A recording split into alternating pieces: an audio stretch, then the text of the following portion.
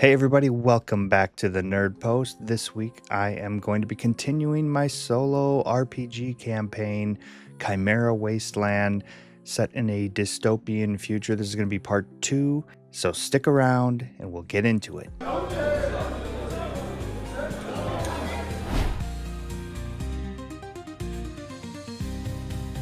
Alright, as I said, we're going to be continuing the story from last week, so if you haven't seen that episode, I will leave a link in the description for you to go and find that episode and you can watch it. Otherwise, I'm going to give you a quick recap, so if you don't want that, go watch that first and then come back here. But the quick recap is I'm playing a character named Jeb.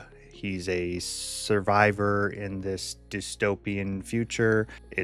The game's called Chimera Wasteland. It's basically a mutated, it was meant to be a performance enhancement sort of thing, but it ended up mutating most of the population into varying degrees of mutation, including animals and vegetation and everything. So I'm playing a character named Jeb. I'm a survivor in this world, and currently I saw some smoke in the distance. I came upon a town or I guess it's more of a encampment or something, outpost. And around that outpost was a giant creature. And I believe that creature would normally be called a Ravager, but we come to find out that this town has a sort of symbiotic relationship with this creature, and it actually protects them, and they call it the Guardian. So I'm just a passerby, but I've linked up with a couple other people who are from another town, and they were trying to find information or ways to help defend against these creatures, these Ravagers. And so they kind of have their plot line. I'm just doing my thing, being a solo and trying to make friends, but trying to gain information as well. I'm just trying to survive. So where we left off was kind of the town representative. Her name is Marion. She wants to have us stay in the town for 3 days, observe us, get to know us so that we don't go spilling their secret to everybody. Basically, I said, sure, we'll stick around. We'll help you around the village, the outpost, and that's it. That's kind of the quick update there. But again, you can go rewatch that if you'd like to. Just make sure and like the video, subscribe to the channel, hit the bell button. You'll be notified when I post new videos. I had pretty good response to the last video, so we're going to try it again. I'm not sure if this will wrap up today. I have no idea where this story is going or anything. I'm going to see if I can prompt the AI to give slightly faster responses, maybe not so lengthy, so I can advance through the story a little quicker, but we'll see. Without further ado, I will get into this campaign. So we were last left off as I was just waking up, and Marion was knocking at my door, and as it says, she was asking me, when you're ready, come into the main hall for breakfast. We'll discuss today's arrangements. So let's get into it. I respond to Marion and say, I'll be there in a minute. And then I get ready for the day, get out of bed, and take in my surroundings while I head over to the main hall for breakfast. You quickly prepare for the day and head out. The morning settlement bustles with purpose, gardens being tended, repairs underway, children hurrying to what appears to be a makeshift school. In the main hall, settlers gather around communal tables. The breakfast is simple but nourishing: oatmeal with dried fruit and a cup of something tea-like. Marion waves you over to where she sits with Dr. Sarah and a wiry man with binoculars hanging around his neck. "This is Pharaoh, our scout coordinator," Marion explains. "Given your survival skills, I thought you might be useful on a perimeter check today." Pharaoh studies you with sharp eyes. "One needs someone who can spot danger signs. Ravaged traces, specifically. Interested?" Eliza and Mac enter the hall, being directed to different work assignments by Otto and Rove. "It's important work," Marion adds, "and suited to your expertise. What do you want to do?" Pharaoh, is it? Sure, I can help you do a little bit of scouting. It's nothing new to me. I pretty much have to scout everywhere I go. You never know what is going to jump out at you in this world, so it's definitely something I'm good at. Just let me know when you want to head out. Pharaoh nods approvingly. "Good. Finish eating and meet me at the East Gate in 20. He stands, adjusting his binoculars. Bring your knife and anything else you use for tracking. Marion seems pleased with this arrangement. Tis shows a level of trust, Jeb. Perimeter work is essential to our survival. As Pharaoh departs, Dr. Sarah leans in. She'll be approaching Guardian's territory. Stay alert, but don't worry. Pharaoh knows the boundaries. You finish your meal quickly. Through the window, you spot Eliza helping with the settlement's small medical facility, while Mac appears to be assisting with reinforcing a section of wall. The morning sun feels warm against your skin as you head to the east gate, where Pharaoh waits with a small pack and a worn but well-maintained rifle. "Is ready to see how we maintain peace with the monsters?" he asks, a hint of pride in his voice. "What do you want to do or say?" Just lead the way and let's get this work done. Man of few words. I like that, Pharaoh says with a nod. He leads you through the gate, where 2 guards acknowledge you both with silent nods. Beyond the settlement's walls, the landscape changes immediately, less cultivated, more wild. Pharaoh moves with practiced efficiency, pointing out subtle markers as you walk. And red flags mark our safe zone. Blue ones mark where Guardian patrols. We stay between them. You traverse rocky terrain dotted with scrubby vegetation. Pharaoh keeps a brisk pace but moves quietly, constantly scanning the horizon. And we check for breaches, other Ravagers trying to move in. Guardian keeps most away, but stragglers happen. Also monitor Guardian itself, make sure its patterns remain predictable. After about 20 minutes, Pharaoh stops suddenly, crouching. He points to faint tracks in the dusty soil, ravaged, fresh, smaller than Guardian.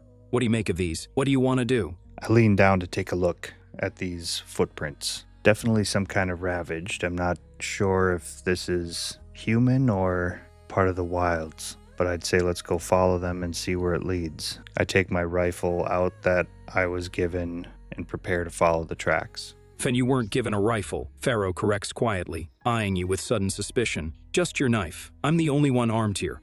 He studies your reaction carefully, hands subtly shifting toward his weapon. "Nice, interesting slip. Makes me wonder what else you might be confused about." Recovering quickly, he refocuses on the tracks. TTs are definitely ravaged. Small one, probably human-based. And you're right, we should follow, but carefully. This close to our borders is concerning. Pharaoh leads, following the tracks with experienced eyes. They wind through rocky terrain toward a cluster of ruined buildings about half a mile from the settlement. "A Guardian should have intercepted this one," he mutters, worry creeping into his voice. "And unless it's distracted by something else." The tracks grow fresher as you approach the ruins. Pharaoh signals for complete silence, moving with practiced stealth.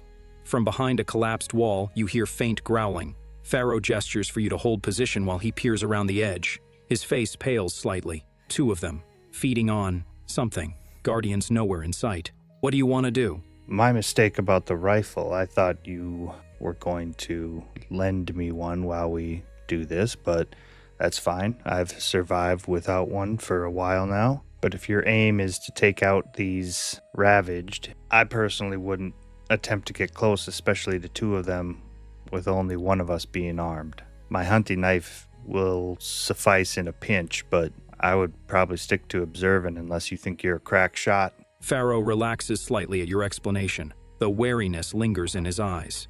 "A good call," he whispers. "We're not here to engage. Observation only." He taps his rifle. "Tis is for emergencies, not hunting. Our job is to document and report." He hands you a small, worn pair of binoculars from his pack. "Take a look. Tell me what you see." Through the lenses, you observe 2 humanoid ravaged tearing at what appears to be a wild boar carcass. They're smaller than Guardian, with patchy skin and twitching, erratic movements. "Tinnies are strays," Pharaoh murmurs. "Wandered into Guardian's territory somehow. Question is why Guardian hasn't driven them out or eliminated them." He scribbles notes in a small journal. "This is why we check the perimeter. Patterns matter. Changes in behavior could mean trouble." After documenting their position, Pharaoh signals it's time to withdraw. You both retreat quietly until you're a safe distance away. "We'll circle around to the north," he explains. "We need to find Guardian, make sure it's still maintaining boundaries. These strays are an anomaly." Pharaoh studies you as you walk. "Then you've encountered ravaged before. I can tell by how you move, how you assess threat. Most people don't last long out there alone. What do you want to do or say?" Most people aren't me. I begin to walk off towards the north, and I turn back to look at Pharaoh. "You coming or what? Let's go check on this Guardian of yours." A smile flickers across Pharaoh's weathered face. Confidence. Rare commodity these days. He catches up with long strides. "Not our Guardian exactly. More like, we're its humans." You travel northward along the perimeter. Pharaoh occasionally checking landmarks only he seems to recognize. The wasteland stretches before you, beautiful in its desolation, crumbling ruins reclaimed by stubborn vegetation, distant mountains hazy in the morning light. In Guardian's territory extends about 2 miles in each direction from the settlement, Pharaoh explains. It's methodical, patrols the same routes daily. After 20 minutes of hiking, Pharaoh suddenly raises his fist, the universal signal to stop. He points silently to a ridge about 300 yards ahead. There stands Guardian, massive against the sky. From this distance, you can appreciate its true scale. Nearly 9 feet tall, powerfully built yet unnervingly graceful.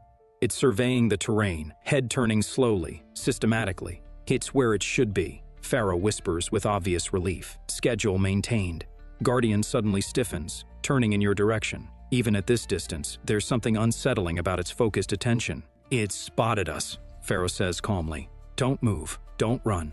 Guardian begins moving toward your position with deliberate strides. What do you want to do? I will listen to what he said and stay still, at least for a moment, but only so long as I know I still have time to move to a more tactical position. If Guardian gets too close, I'm going to leave this guy behind and go find a position in which I can at least feel I have a tactical advantage. But I respond to him by saying very quietly, I'll stay still for a second or two.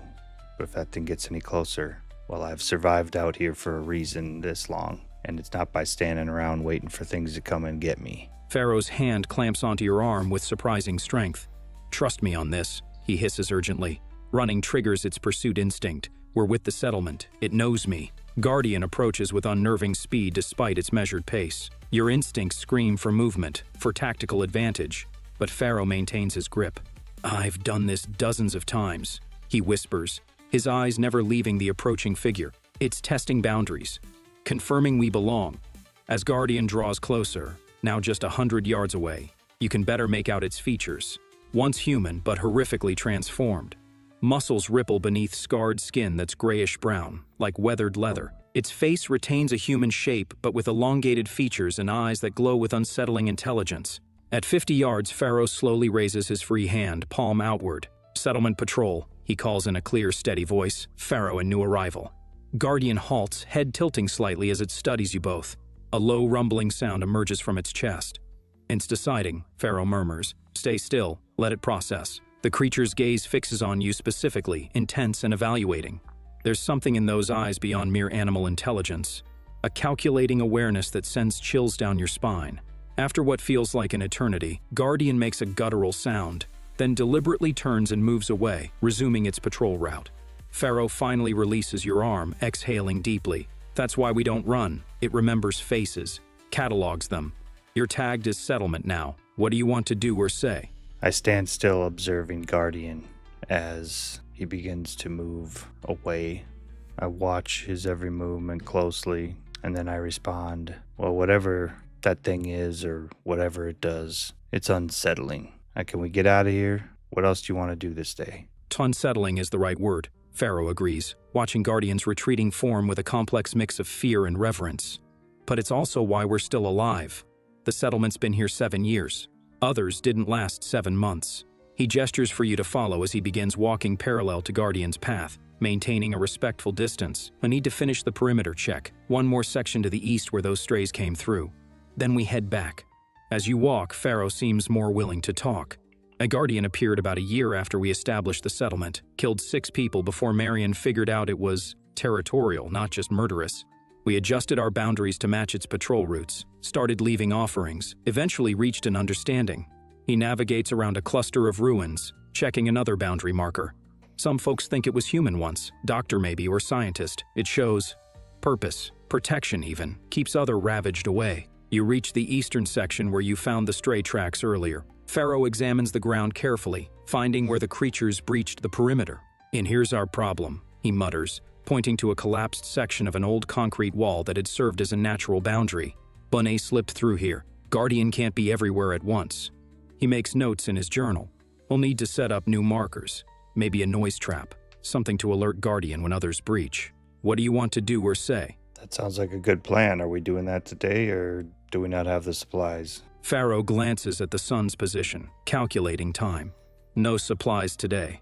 This was just reconnaissance. He finishes his notes and tucks the journal away. We'll report back, then return tomorrow with what we need. He surveys the area one more time. Simple setup. Metal cans on wire. Old world trick still works. If something breaks through, noise alerts Guardian. System maintains itself. As you begin heading back toward the settlement, Pharaoh offers you his canteen. Drink. First rule of the wasteland, stay hydrated. The journey back is more relaxed, Pharaoh seemingly satisfied with your performance. But you handled yourself well, especially with Guardian. Most newcomers panic, try to run.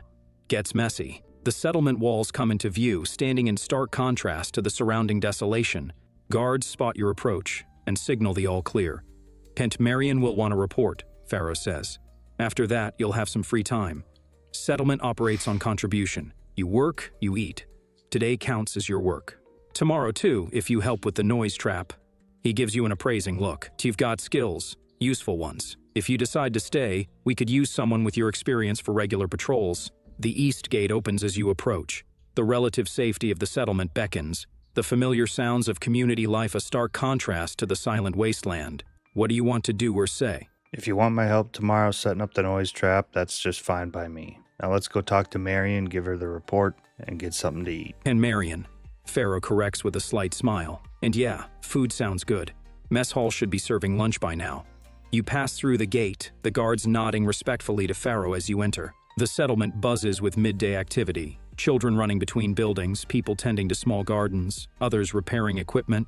Pharaoh leads you to the administration building where Marion is reviewing maps with two other residents. She looks up as you enter, her expression expectant. Perimeter report, Pharaoh states officially. Plant breach point in east section. 2 strays feeding on wildlife. Guardian maintaining normal patrol patterns but missed the intrusion. Marion frowns slightly. That's the 3rd breach this month. Different location each time. Planning noise trap installation tomorrow. Pharaoh continues. Jeb here has agreed to help. Marion studies you with renewed interest. Tunt good. How did he do today? Kept his head when Guardian approached. Showed proper caution with the strays. Knows his way around tracking. She nods, seemingly satisfied. Bunna Settlement thanks you for your service, Jeb. Your ration card is good for 2 meals at the mess hall. As you leave the administration building, Pharaoh points toward a large tent structure. A mess hall's there. Not fancy, but it's hot food. I've got other duties, but I'll find you tomorrow morning for the trap setup. The aroma of something savory wafts from the mess hall, making your stomach rumble in response. What do you want to do? Well, I'm a bit hungry, so I guess I'm going to go and get some food. Just keep a general observation about the people in this little outpost, and then head to bed and start the next day. You make your way to the mess hall, where about 20 settlers are gathered for the midday meal. The structure is a combination of salvaged materials, canvas top, wooden supports, and what looks like old shipping containers forming the kitchen area. A weathered woman with strong arms ladles stew into a bowl for you. New face, she observes. I'm Greta, cook and keeper of the food stores. The stew is simple but hearty. Root vegetables, some kind of game meat, and wild herbs. It's the most substantial meal you've had in weeks. As you eat, you observe the settlement dynamics. The residents form clear social groups. The workers identifiable by their calloused hands and practical clothing. The guards more muscular, always scanning surroundings. And what appears to be a small group of leaders or specialists, better fed, engaged in planning discussions. You notice Eliza from this morning, now helping distribute medicine to elderly residents. Mac is sitting with a group of maintenance workers, laughing at some shared joke. Dr. Sarah moves between tables, checking on people, particularly those showing signs of illness or injury. 2 children run past your table, playing some made-up game. Unlike in many wasteland communities, they seem genuinely carefree. After eating, you're directed to the dormitory, a repurposed pre-war apartment building where newcomers and single residents sleep. Your assigned space is small but clean, with a real mattress on a metal frame. As night falls, the settlement grows quiet except for the patrol guards. Sleep comes easily after your long day. You wake to the sound of the settlement coming alive. Your body feels rested, and a new day awaits. Pharaoh should be looking for you soon to work on the noise trap. What would you like to do? At this point, I realize I need to get through these 3 days because I'm kind of being held prisoner here, even though they say I'm not. So I'm not too keen on sticking around, and I don't trust the relationship they have with this Ravaged. So I keep my eye out, as always, to observe the community and to see if anything more strange than the already strange things going on. But otherwise, my aim is to complete my time here and get out of this town. Hopefully get a few supplies. So I go find Pharaoh to get ready to set up some traps. You exit the dormitory into the morning sunlight, your senses heightened as you scan for details others might miss. The settlement's rhythm seems normal on the surface, but you notice subtle elements that feed your suspicion. The perimeter guards change shifts with military precision. Multiple lookouts maintain sightlines not just outward but inward as well. Residents carry hidden weapons. A knife tucked in a boot here, a small handgun concealed under a jacket there. Most telling, no one leaves alone. Every group going outside has at least 3 people, controlled, monitored. Your trained eye also catches something unexpected. Small symbols carved into door frames. Some kind of marking system, perhaps designating resident status or something else. Pharaoh finds you before you locate him, approaching with a canvas bag of supplies. It's on good timing. Ready to build some noise traps? He leads you toward the east gate, where Marion is speaking with the guards. She nods to you both. Dr. Sarah wants to join you, says she needs to collect some plants near the breach area. Dr. Sarah approaches, carrying a small collection bag. Her presence seems odd for what should be a simple security task. Hope you don't mind the company, she says with a smile that doesn't quite reach her eyes. And certain medicinal plants grow better in disturbed soil. The breach area should be perfect. The gates open, and the 3 of you exit into the wasteland. You note that both Pharaoh and Sarah subtly check that you're walking between them. What do you want to do or say? Can't help but notice that you two seem to be checking on whether or not I'm walking between the two of you. Now, I know we don't know each other very well or haven't known each other for very long, but I think if I'd have done anything, I would have done it by now. I don't even have a gun. So let's all be friends and get through this time as painlessly as possible. So what kind of traps do you have in mind to set up? Pharaoh and Dr. Sarah exchange a quick glance, genuine surprise registering on both their faces. Pharaoh recovers first, letting out a short laugh. Observant, good quality. He relaxes his posture slightly. Standard procedure with anyone new, nothing personal. Dr. Sarah adjusts her bag, studying you with new interest. 3 days is our protocol. Trust is complicated in the wasteland. Her tone softens. But you're right, gun or no gun, you could have caused trouble already if that was your intention. As you continue walking, the dynamic shifts subtly. Less escorting, more accompanying. Simple tripwire system, Pharaoh explains, getting back to business. To metal cans filled with pebbles strung up between posts. Old world tech, but effective. Sound carries in this area. Guardian will hear it. Dr. Sarah adds, Tinta settlement survived by adapting to Guardian rather than fighting it. Symbiosis of sorts. We provide territory markers. It provides protection. You reach the breach point from yesterday. Pharaoh unpacks his supplies. Thin wire, metal cans, tools for anchoring posts. We'll set up 3 alarm points, he instructs. 1 at the breach, 2 along likely approach paths. He hands you a mallet and some wooden stakes. We'll need these driven into the ground about chest height. Dr. Sarah moves a short distance away, examining plants with careful attention. She seems genuinely focused on her collection, though she maintains awareness of your location. What do you want to do? I help set up the traps, and then I ask the doctor a question. I say, do you ever worry that the Guardian is just going to lose it and everything you built here is going to be wiped out, or at least assuming you can't take it down? Maybe you take it down, you got casualties. What are you going to do then? Do you have contingency plans? You work efficiently, driving stakes into the hard ground and helping Pharaoh string the wire and position the cans. The work is methodical, and within an hour you've created a functional alarm system across the vulnerable area. Dr. Sarah is kneeling nearby, carefully cutting stems from a bluish-green plant when you pose your question. Her hands pause mid-motion, and she sits back on her heels, considering you with a measured gaze. A fair question, she admits after a moment. A point we've all asked. She glances at Pharaoh, who has stopped working to listen. Yes, we have contingency plans, she continues, her voice professional but quieter. In multiple evacuation routes, supply caches hidden at strategic points outside our territory. She resumes her harvesting. Sunine maintain medical packs with every family unit. Everyone knows where to go if the signal comes. Pharaoh tests the tension on one of the wires. The Guardian's behavior has been consistent for 6 years. Territorial, but predictable. Still, we prepare. Dr. Sarah stands, brushing dirt from her knees. What you're really asking is if we're fools to trust our lives to a monster. It's a calculation we make daily. Her eyes meet yours directly. And the question isn't whether Guardian might turn on us. It's whether our chances are better with it or without it. She gestures to the wasteland around you. And a ravaged out there kill indiscriminately. Guardian kills selectively. Mathematics of survival. Pharaoh finishes setting the final trap. There was a vote 2 years back. Some wanted to try to kill it. Decision was made. Benefits outweigh risks. For now. Dr. Sarah adds quietly. What do you want to say or do? I suppose I could understand that, and at least you took a vote, but I've been out here surviving for long as I can remember. For the most part, surviving alone keeps me safe. It's when I gotta worry about other people. That's when trouble comes. A moment of genuine understanding passes between the three of you, the kind rarely found in the wasteland. Dr. Sarah nods slowly. To lone survivor. Many choose that path. She secures her collected plants in small fabric pouches, statistically viable strategy, until it isn't. Pharaoh tests the final alarm wire, seemingly satisfied with the tension. Seen plenty of loners in my scouting days. Smart ones last longer. But even he doesn't finish the thought. Old World had a saying, Dr. Sarah continues. Humans are social animals. The wasteland tests that premise. Which breaks first, our need for others or our fear of them? She gives you an appraising look. And you've managed to balance both. That's rare. Pharaoh packs up the remaining supplies. Ta community has costs. So does solitude. He points to a scar running along his forearm. So got this alone.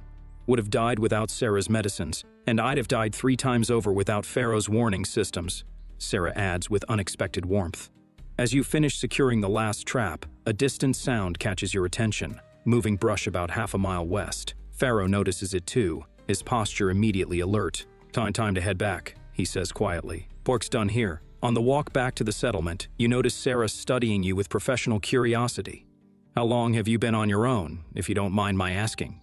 What do you want to do or say? It's been a while. I don't want to get into it too deeply here, but I had a family once. And let's just say I'm the only one that survived. Ever since then, I've been on my own. I don't ever want to have to go through that again. I make stops at little towns and outposts like this to supply up, interact with humans, keep my sanity. But generally speaking, I keep an eye out for myself and myself alone. The air grows heavy with your words, and for several moments, no one speaks. The wasteland itself seems to acknowledge your pain with its silence.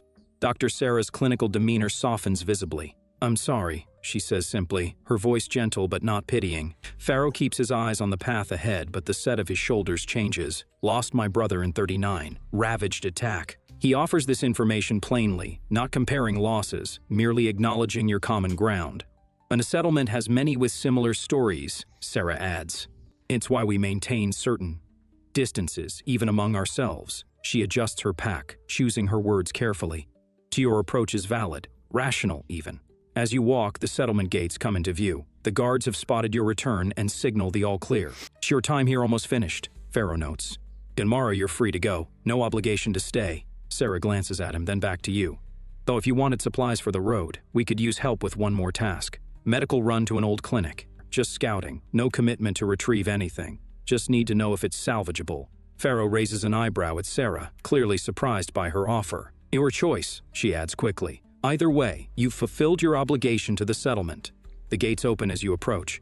Inside, the midday meal is being prepared, the smell of cooking food filling the air. What would you like to do or say? Let me think about it. I do need some medical supplies. I'm beginning to run a little low. For now, I'm going to get something to eat and turn in. Fair enough.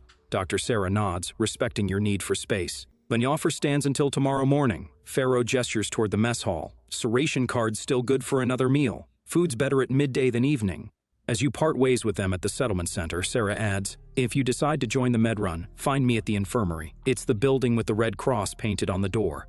The mess hall is busier than yesterday, filled with workers taking their midday break. Today's meal is a thick vegetable soup with actual bread, a rare luxury in the wasteland.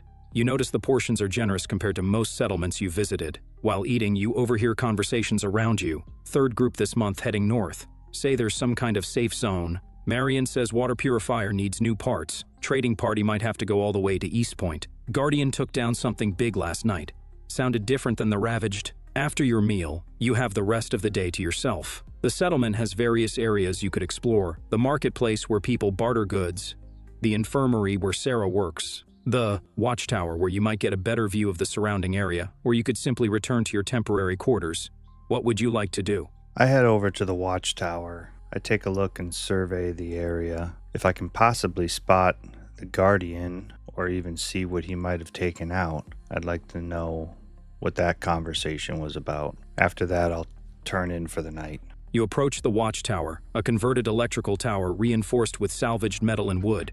A guard at the base eyes you with professional suspicion. "Why need something?" she asks, hand resting casually near her holstered sidearm. When you explain your interest in surveying the area, she hesitates, usually restricted to security personnel. She studies you for a moment, and you're the one who helped Pharaoh with the perimeter. 5 minutes, no more. The climb up the narrow metal ladder takes effort, but the view from the top proves worth it. The settlement spreads below you in its carefully organized layout, surrounded by the wasteland stretching to the horizon. The guard on duty, a weathered man named Collins, points to the east. That's where it happened. See that dark patch about a mile out, near that collapsed overpass? Through his offered binoculars, you can make out what appears to be the remains of something large, much bigger than a human. Parts are scattered across a wide area, suggesting extreme violence. And Guardian took it down around 0300, Collins explains. Made different sounds than the Ravaged. Lower pitch, more mechanical. You scan the area carefully, but see no sign of Guardian itself. Collins notices your search, won't see it now. Only comes out at night or if the alarms trigger. Rest of the time it stays in its territory. He points to a densely wooded area to the northeast. In there somewhere. No one goes looking. As you continue surveying, you notice several details. Multiple small outposts surrounding the settlement, what appears to be an underground entrance near the eastern wall clear-cut zones. Around the perimeter, no cover for approaching threats, a small convoy of vehicles being prepared near the northern gate. Collins checks his watch. Time's up. Shift change soon anyway. As you descend and head back to your quarters, the sun begins to set. The settlement transitions to its nighttime routine. Fewer people outside. More guards visible, lights being conserved. In your temporary bed, you hear distant sounds through the night. The call of guards changing shifts. And once, a low, rumbling sound from far beyond the walls that doesn't sound like any animal you've ever heard. You wake to early morning light. Today marks your third day at the settlement. You're free to leave as promised. Dr. Sarah's offer of the medical run still stands if you're interested. What would you like to do? I'm going to go find Dr. Sarah, and because I would like to have some medical supplies for my journey, I'm going to attempt to go on the medical run. You make your way to the infirmary, a former storefront with the promised Red Cross painted on its door. Inside, the space has been converted into a surprisingly well-organized medical facility. Clean surfaces, organized supplies, and even what appears to be functioning old-world medical equipment. Dr. Sarah is checking a patient's bandages when she notices you. She finishes her work, says something reassuring to the elderly man, then approaches you with a look of carefully controlled hopefulness. "You've decided to join the med run?" she asks, her professional demeanor barely concealing her relief. When you confirm, she nods gratefully. "Thank you. This could make a real difference." She gestures for you to follow her to a small back office where maps are spread across a desk. "When a clinic is here," she points to a location marked on the map, about 5 miles west of the settlement. "An pre-war urgent care facility. Small, not a full hospital, which means it might have been overlooked during initial salvage runs." She pulls out a more detailed blueprint of the building. "We need to know if it's structurally sound, if any supplies remain, and most importantly, if it's clear of ravaged or other threats. I've arranged for Eliza to join us. She has medical knowledge and can identify useful supplies." Pharaoh insisted on coming too. 4-person team, standard protocol. She hands you a small pack, some basic supplies for the journey. "We leave in 30 minutes from the west gate. Should be back by nightfall if all goes well." As you're preparing to leave, you hear a commotion outside, raised voices near the main gate. Through the window, you see guards rushing to defensive positions. "And traveler approaching," someone shouts. "Single, on foot." Dr. Sarah frowns. "Unusual. We don't get many lone travelers." She glances at you, except you, of course.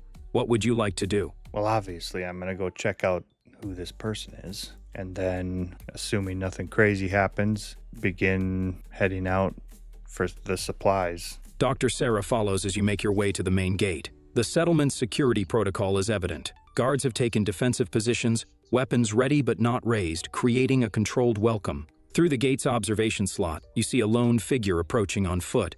It's a woman, mid-30s perhaps, wearing mismatched armor pieces and carrying a worn backpack. She walks with a slight limp but maintains a determined pace. "Name yourself and state your business," the gate captain calls out. The woman stops at a respectful distance. "Maya Reeves, Courier, carrying messages from East Point Trading Post. Her voice is hoarse, like someone who's traveled hard and fast. The guards exchange glances. They recognize the trading post name. "Any weapons?" the captain asks. "Sidearm and a knife. I'll surrender them at the gate as customary," she responds, practiced in settlement protocols. As the guards prepare to escort her in, you notice several things about the courier.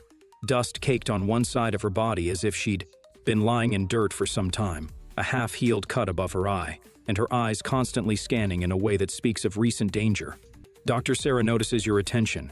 Couriers are valuable. They connect the scattered communities, carry news. She glances at her watch. "Want to still have time before our departure if you want to hear what news she brings." The guards complete their security check and allow Maya into the settlement. The council representative, an older man named Turner, greets her and leads her toward the administration building. Residents gather, curious about potential news from the outside world. "Such a news or not, we leave in 15 minutes, Dr. Sarah reminds you. "Pharaoh and Eliza will meet us at the west gate. What do you want to do?" I tell the doctor that I'll meet them there in 15 minutes, but I am going to see if I can speak with this courier. I then head on over towards Maya and see if I can get a moment alone with her, or at least a private word. I want to ask her if she's ever been here before, or also if she has any news that's noteworthy that she discovered on her way here. I explained to her very briefly that I'm also a passerby, and this town has some oddities. 15 minutes, Dr. Sarah confirms with a nod. "Once west gate. Don't be late, or Pharaoh will leave without you." You catch up to Maya as she and Turner reach the administration building. The courier looks exhausted up close, with a 1,000-yard stare common to those who travel the wasteland regularly. "Turner, can I have a moment with the courier?" you ask. The older man hesitates, protective of their information source, but Maya gives a small nod. 5 minutes, then we debrief, Turner concedes, stepping inside. Once he's gone, Maya leans against the wall, clearly relieved to rest her leg. She eyes you with professional caution. "Another traveler," she notes, sizing you up. Rare to find two passing through the same settlement. When you explain your situation and ask about her experience, her expression shifts between wariness and recognition. "Third time at Haven," she confirms, using the settlement's proper name. Pen run messages between here and East Point every few months. She takes a quick drink from her canteen. And yeah, place has its quirks. The Guardian, the strict protocols. She lowers her voice. In a lab they don't talk about. She studies your reaction before continuing. "And as for news, roads east are getting worse. More ravaged, organized in ways they shouldn't be. Found clusters tracking trade routes." She gestures to her injured leg. "Had to hide in a drainage pipe for 6 hours yesterday when a pack caught my scent." She glances around to ensure no one's listening, but that's not the strangest thing. There's word of survivors from Garrison Point. This would be significant if true. Garrison Point was a settlement to the northeast that went silent 3 months ago, presumed destroyed by Ravaged. "Haven't confirmed it myself," she adds hastily. "On just whispers at East Point. Someone claiming they escaped, talking about something worse than Ravaged that hit them." She straightens up as Turner reappears at the doorway. "Time's up. Good luck out there, traveler. Watch your back west of here. Something's stirring up the wasteland." As she limps toward the administration building, you realize your 15 minutes are nearly up. What do you want to do? Thanks for the info, Maya. I'm going to take that into consideration. I then nod her off, and I make my way to the gate to meet up with the group going to the medical center. I consider everything that Maya said, and I'm going to keep note of it for now. It may dictate my next move when I do eventually leave this town. Maya gives you a subtle nod of professional respect, the universal acknowledgement between wasteland travelers, before disappearing into the administration building with Turner. You arrive at the west gate with moments to spare. The medical run team is assembled and preparing their gear. Dr. Sarah checks her watch and gives you an approving nod for your punctuality. Pharaoh is adjusting straps on a tactical vest, his rifle slung across his back. He acknowledges your arrival with a brief "ready?" The fourth member of your party, Eliza, is a woman in her early 30s with short cropped hair and alert eyes. She's organizing medical containers in a backpack, labeling each with precise handwriting. This is Eliza Chen, Dr. Sarah introduces, former nursing student, current inventory specialist.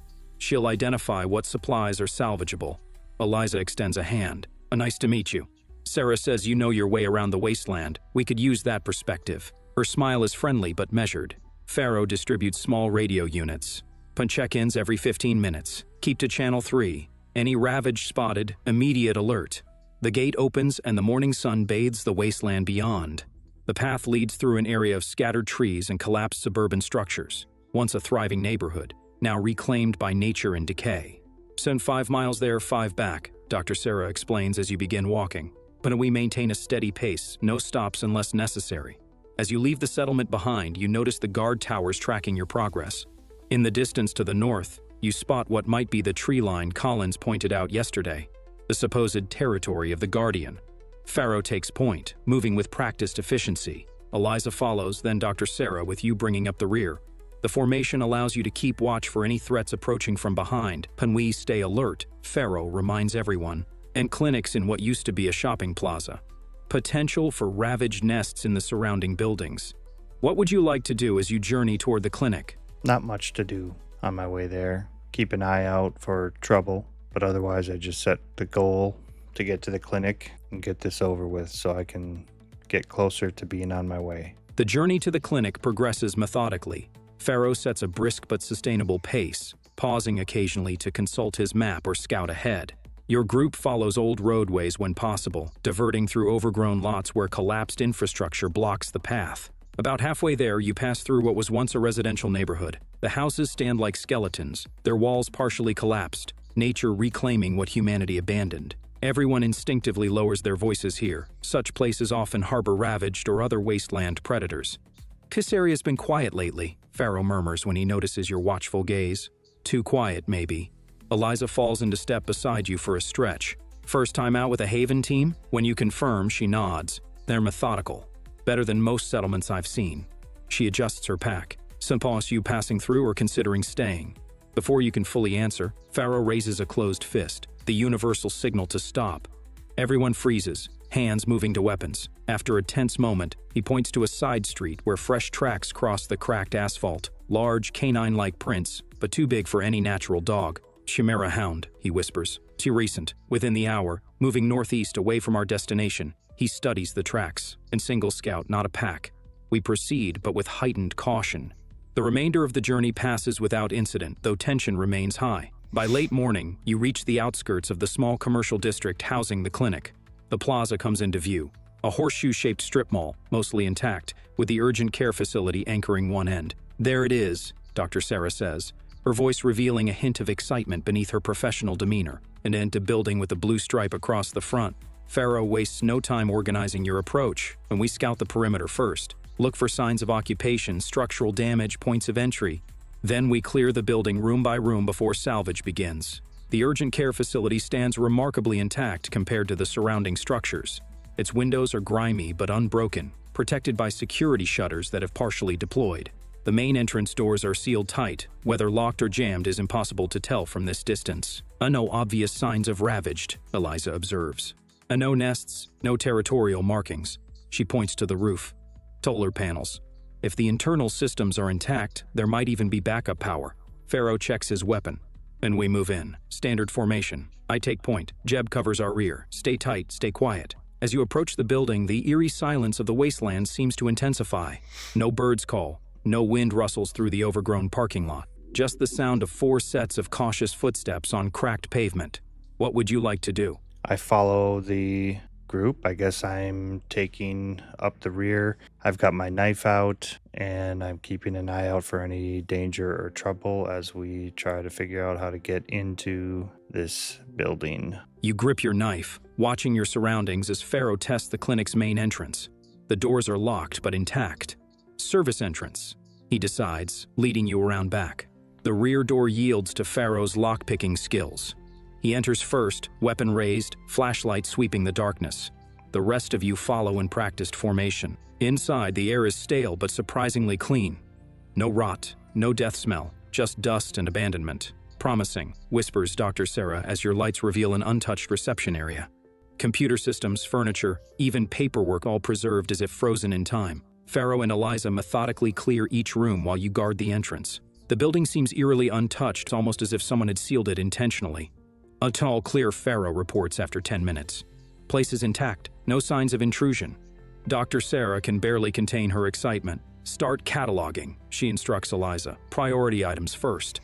As they begin their work, you notice something odd, fresh scuff marks near an examination room door, inconsistent with the undisturbed dust elsewhere. What do you want to do? I'm going to cautiously approach the scuffed door and take a closer look. You approach the examination room door carefully, knife ready. The scuff marks are recent, maybe days old, not years. They're low on the door frame, as if something was dragged through. You test the handle. Unlike other doors that were stiff with disuse, this one turns smoothly. Inside, the examination room appears normal at first glance. Examination table, cabinets, old medical equipment. But your experienced eyes catch subtle inconsistencies. Cabinet doors slightly ajar, a faint trail in the dust leading to the back wall, an empty medication tray, while others remain full. Most telling, the air feels different here, minus slightly fresher. You run your hand along the back wall and feel a slight draft. There's a hidden door, cleverly disguised but unmistakable to someone looking for it. Find something? Pharaoh asks from the doorway, his tone suddenly alert. What do you do? I make silent hand gestures to Pharaoh, telling him to keep his eyes out for trouble and his weapon ready as I begin to open the hidden door. As I open it, I have my knife ready in case I need to attack or defend myself against something. Pharaoh nods sharply at your hand signals, raising his rifle and taking position beside the doorway. You hear him whisper into his radio, alerting the others. You find the pressure point on the false wall. With knife ready, you apply gentle pressure. The hidden door slides open with surprising smoothness, revealing a narrow staircase descending into darkness. Cool air rushes up from below. It smells antiseptic, clinical, actively filtered air. The stairs are concrete, industrial-looking, and well-maintained. Battery-powered emergency lights provide minimal illumination. Pharaoh appears at your shoulder. Secret basement, he mutters. Not on any blueprints. Dr. Sarah joins you, her expression shifting from excitement to concern. Tinnis looks government grade. Pre-fall technology. Decision time, proceed downstairs into unknown territory or focus on securing the known medical supplies above. What do you do? Well, the medical supplies aren't going anywhere, and I don't like not knowing what's around and what's going to be something I need to be worried about. So I cautiously proceed into the unknown basement. Eliza, keep cataloging upstairs. Radio if anything moves. Pharaoh orders. She nods reluctantly. You take point, descending the stairs with knife ready. Pharaoh follows, rifle aimed over your shoulder. Dr. Sarah brings up the rear, a small pistol now visible in her hand. The stairwell ends at a heavy security door minus partially open. Beyond it lies a corridor with smooth white walls and recessed lighting that flickers occasionally. The facility has power. Some kind of research lab, whispers Dr. Sarah, her voice tense. As you advance, you notice details that raise concerns. Modern security cameras, disabled hazard warning signs, and scientific notation, a wall-mounted scanner with a biometric reader. The corridor opens into a larger laboratory space. Scientific equipment, preservation tanks, and computer terminals fill the room. Most striking are the medical gurneys arranged in a row, 5 of them, with restraints. What the hell were they doing here? Pharaoh mutters. On a central workstation, a terminal glows with active power. A notebook lies open beside it, handwritten notes visible. Dr. Sarah's face has gone pale. Since recent activity, someone's been using this facility. What do you do? Well, obviously, that probably is the reason why this facility hasn't been touched much. I mean, did you ever think about that? How a medical facility has lasted all this time without being ransacked? I then head over to the notebook and terminal to see if I can make sense of anything briefly. Someone's been protecting this place, Pharaoh agrees, scanning the room warily. You approach the workstation while Dr. Sarah examines the medical equipment. The notebook contains handwritten observations in neat, precise handwriting. Skimming it reveals Subject 7 showing promising resistance to strain C. Blood samples indicate antibody production. Cognitive functions remain intact after 72 hours. The terminal displays a password prompt, but a text file is open in the background. It appears to be a research log with recent entries, the latest from just 3 days ago. And breakthrough with Formula 16C. Successful temporary suppression of aggression response in Stage 2 subjects. Duration still limited 4 to 6 hours max. Moving to human trials requires council approval. Dr. Sarah has gone completely silent behind you. When you turn, she's staring at a cabinet filled with labeled vials. These are from Haven, she whispers. Doilware settlement. These are blood samples from our residents. Pharaoh's radio crackles. Eliza's voice comes through, tense but controlled, in movement outside. Multiple signatures approaching the building.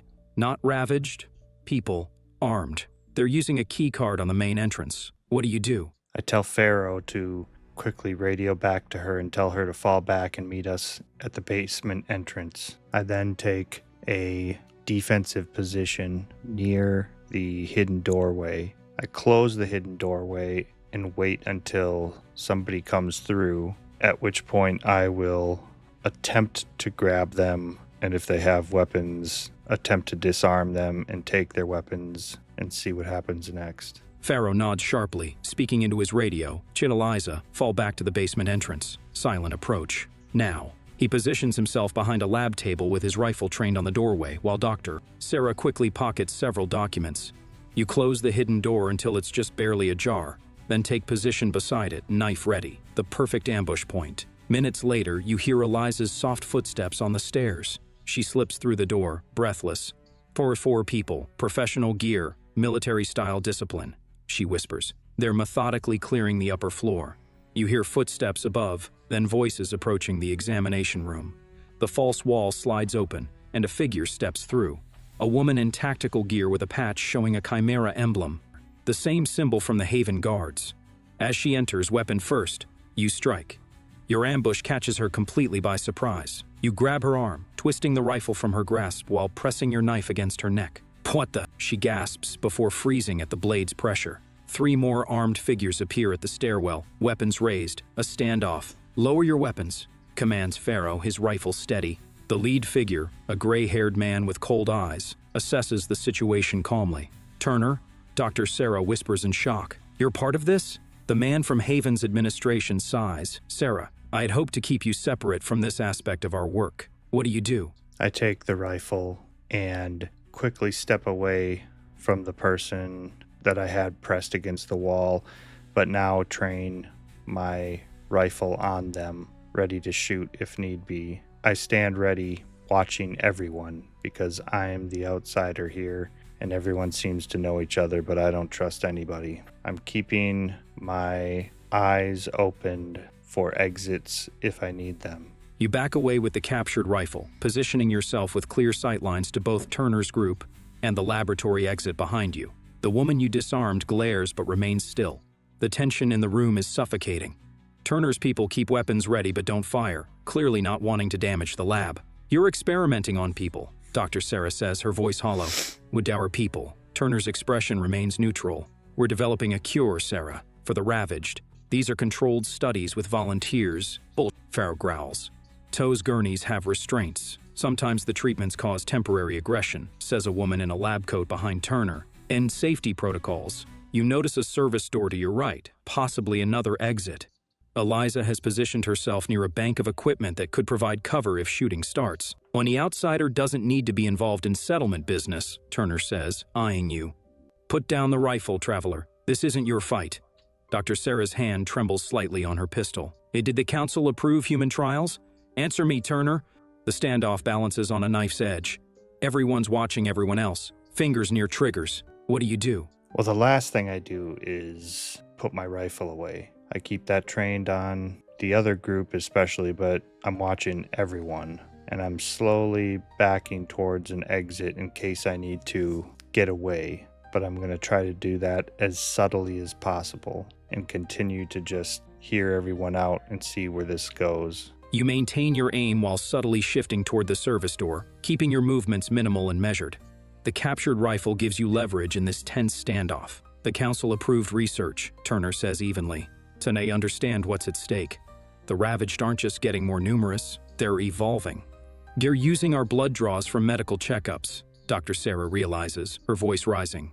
You told people it was for health monitoring. The woman in the lab coat steps forward slightly. We're close to a breakthrough. Formula 16C shows promise in reversing early-stage infection. We could save people, Sarah. Pharaoh's expression darkens. And the restraints? The secret facility? What aren't you telling us? Turner sighs. But there were volunteers in late stages. They understood the risks. Went where? Eliza asks, catching the past tense. The uneasy silence tells you everything. Your back is nearly to the service door now. You could slip through if needed, though the action would likely trigger immediate responses. Here's what happens now, Turner says with calculated calm. For you three return to Haven. We discuss this properly with the full council. No one needs to get hurt. He looks directly at you.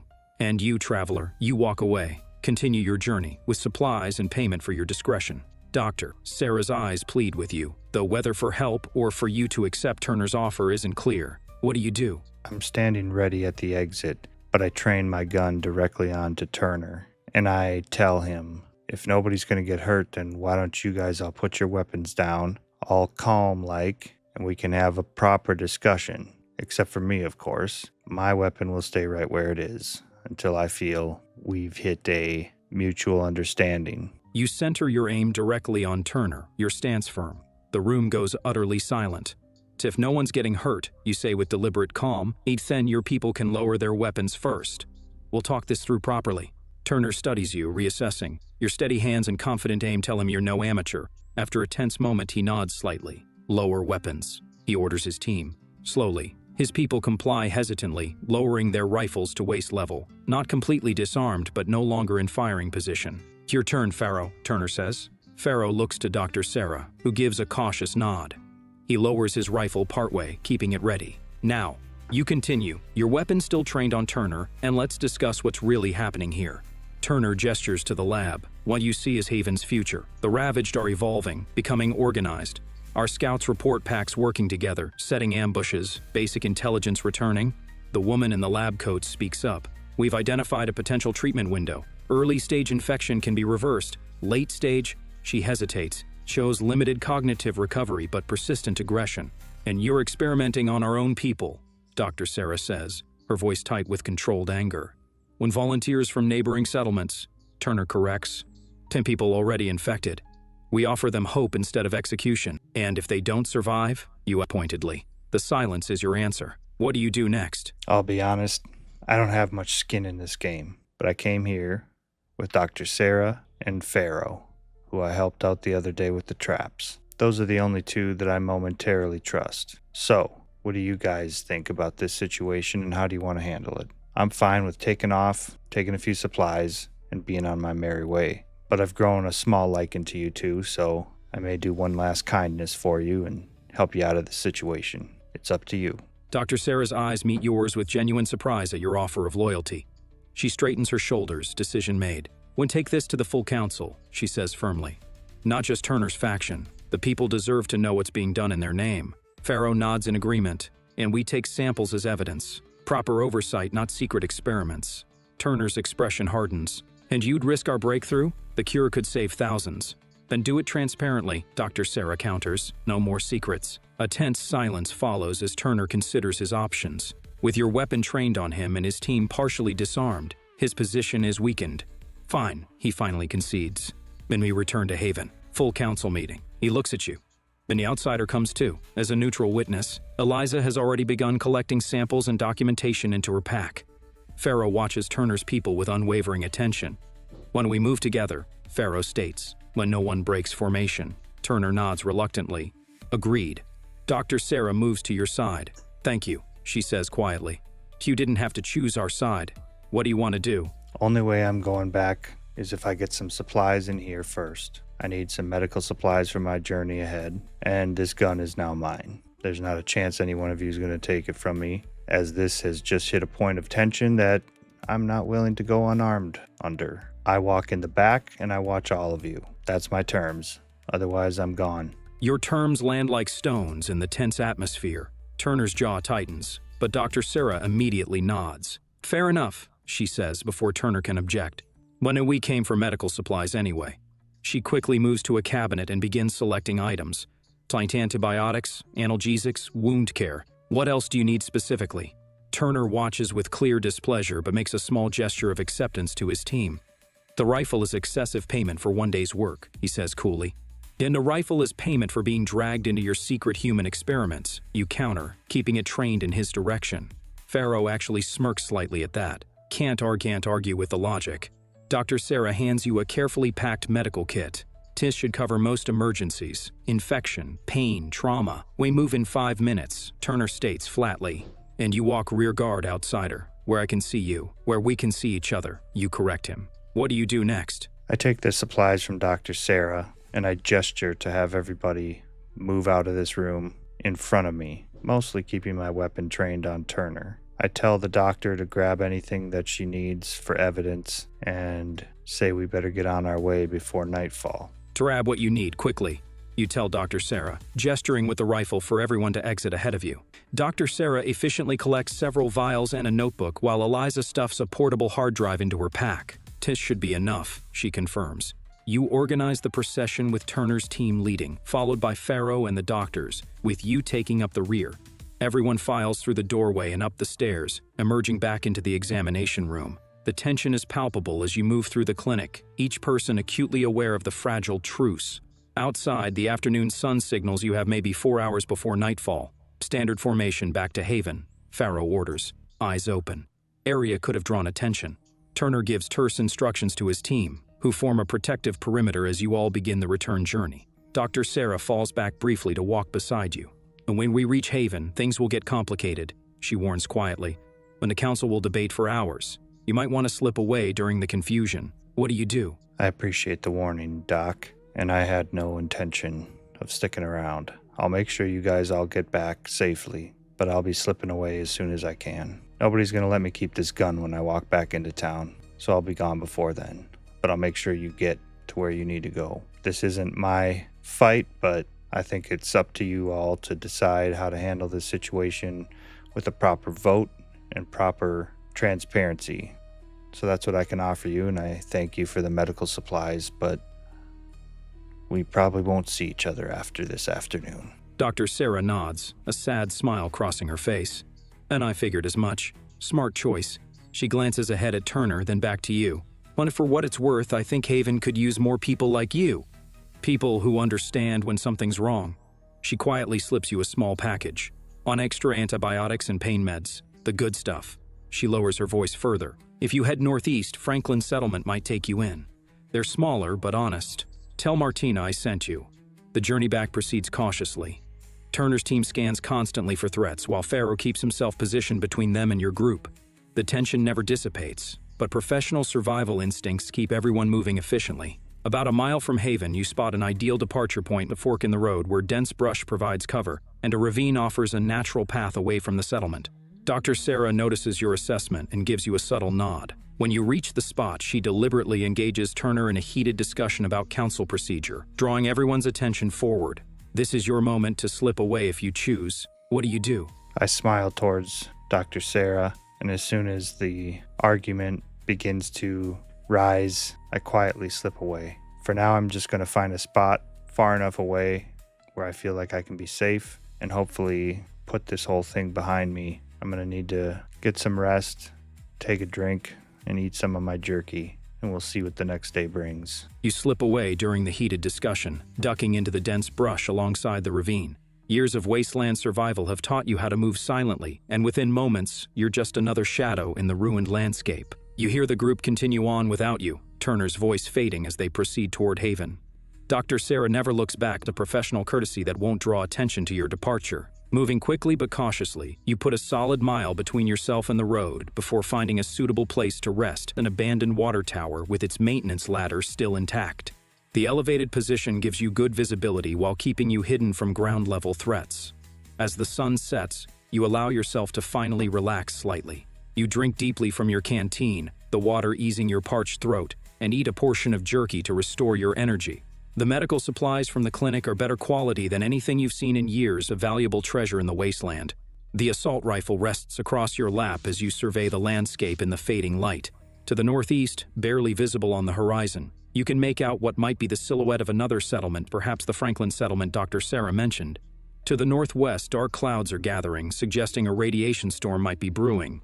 Due south, the terrain opens into what appears to be less populated territory, fewer structures, but more exposure. As night falls completely, you prepare your small camp, the events of the day replaying in your mind. Haven had its secrets, as most settlements do. The cure they sought could save countless lives or create something worse. Not your problem now. Tomorrow brings new horizons and new choices. The wasteland stretches endlessly before you. What direction will you travel when morning comes? Okay, that's a good stopping point, I think. If any of you have stuck around through this whole thing, let me know in the comments below. What do you think of this whole story here? I think that's a good place to end. Maybe I'll pick this up again later. I might try a different setting. It's certainly more story driven, more choose your adventure, but it's kind of fun. Although I do get sleepy a few times, if you noticed, especially in the first video. But that's it for now. I would love to hear you guys' thoughts and opinions.